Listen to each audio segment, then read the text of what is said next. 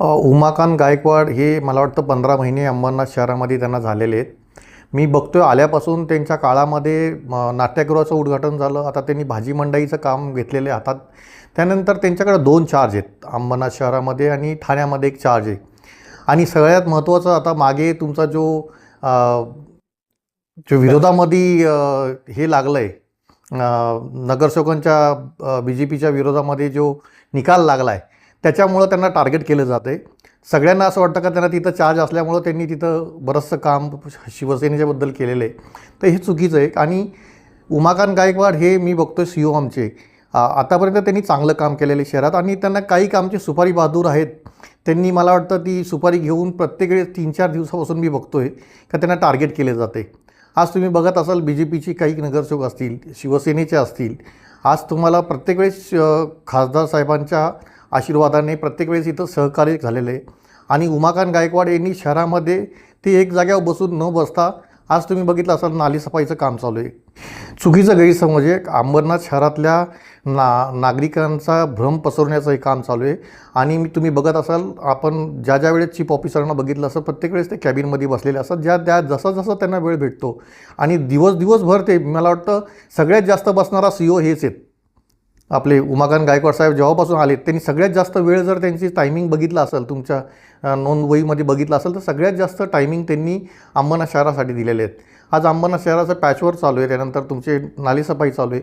त्यांचा कुठेही आळकटा नसतानासुद्धा फक्त त्यांचं यांना भावली म्हणून कोणाला तरी नाचवायची जी पद्धत असते.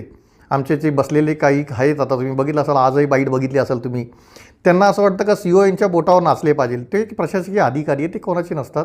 त्यांना शहरासाठी निवडलेलं असते आणि ते प्रशासन असल्यामुळं ते सगळ्या पक्षाला घेऊन काम करत असतात. तर प्रत्येक वेळेस काही लोकांनी मला वाटतं अंबरनाथ शहरामध्ये सुपारी घेतली आणि त्यांना टार्गेट केलं जातं आहे. अशा 100 मला वाटतं बैठकी होतात, पण आमचे एकनाथ शिंदे साहेब जेव्हापर्यंत विचार करणार नाही का एखादा सक्षम चीफ ऑफिसर जर अंबरनाथ शहराला लाभलेला आहे तर त्याच्या टार्गेट करून, तुम्हाला सांगतो अंबरनाथमध्ये शहरामध्ये मोठा TDR घोटाळा झालेला आहे. तुम्हाला सांगतो तो TDRवर आता त्यांना सही करत नाही, ते चुकीच्या कामावर सही करत नाही आहेत. त्याच्यामुळं त्यांना टार्गेट केलं जातं आहे. ते प्रत्येक वेळेस ते जेव्हा चीफ ऑफिसर येतात तर कोणतरी येऊन त्यांच्या समोर बसतं का याच्यावर सही करून द्या. एखाद्या चुकीच्या कामावर कसं का तुम्ही सांगता का तुम्ही आता बघत असताल कशा पद्धतीने ते सही करतील. प्रशासन आहे, ते प्रशासन असं असतं की सगळ्यांना घेऊन चालतील. त्यानंतर त्यांना जर एखादी चुकीची वाटतं आहे तर त्याच्यावर ते सही करणार नाही आहेत. मी तुम्हाला सांगतो का अंबरनाथ शहरामध्ये राजेश तडवी साहेबांनी एक TDRचा मोठा घोटाळाच केलेला आहे. तुम्हाला मी पेपर देईल आणि त्या पेपरवर अजूनपर्यंत वर्क ऑर्डर सही झालेली नाही. आणि त्या वर्क ऑर्डरसाठी बार त्यांच्यावर प्रेशर आणलं जातं आहे आमच्या चीफ ऑफिसर साहेबांवर आणि त्यांना टार्गेट केले जाते. अंबरनाथ शहरातले आता तुम्हाला सांगतो, आज तुम्ही बघितलं असाल एवढं सुंदर कुणाल भोईर यांच्या वार्डामध्ये एक अटल उद्यान उभं राहिलं आहे. तुम्ही बघत असाल अटल उद्यान तर उभं राहिलं, अटल बिहारी वाजपेयींचा फोटो कुठल्याही बॅनरवर दिसत नाही आहे. तुम्ही आतापर्यंत बघितलं असाल. अटल उद्यान हा शिवसेनेनी जो मागे आमचे BJPचे नगरसेवक होते अधक साहेब यांनी तो अटल उद्यान चालू करून घेतला. त्यानंतर त्याचा पाठपुरवठा आमचे कुणाल भोईर यांनी केला आणि एक सुंदर अटल उद्यान आमच्या अंबरनाथ शहराला लाभलं. तुम्ही अटल बिहारी वाजपेयींचं नाव देता, परंतु अटल बिहारी वाजपेयींचा फोटो कुठेही बॅनरवर तुम्हाला दिसत नाही आहे. तुम्ही आतापर्यंत बघितलं असाल.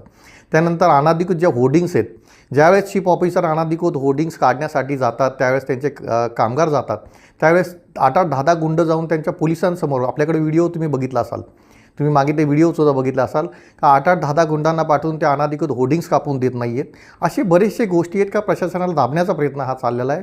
आणि त्याच्यामुळे प्रशासन काय यांचं ऐकत नाही, यांना भीगा घालत नाही आहे. त्यामुळे हा असा प्रकार चालू आहे. त्यांना कुठं ना कुठं त्यांची नाचणारी भावली आणायची आणि त्याच्याकडून त्यांना पाहिजे ते कामं करून घ्यायचे आहेत. म्हणून चीफ ऑफिसरनं प्रेशर आणून त्यांची बदली करण्याचा प्रयत्न करत आहेत.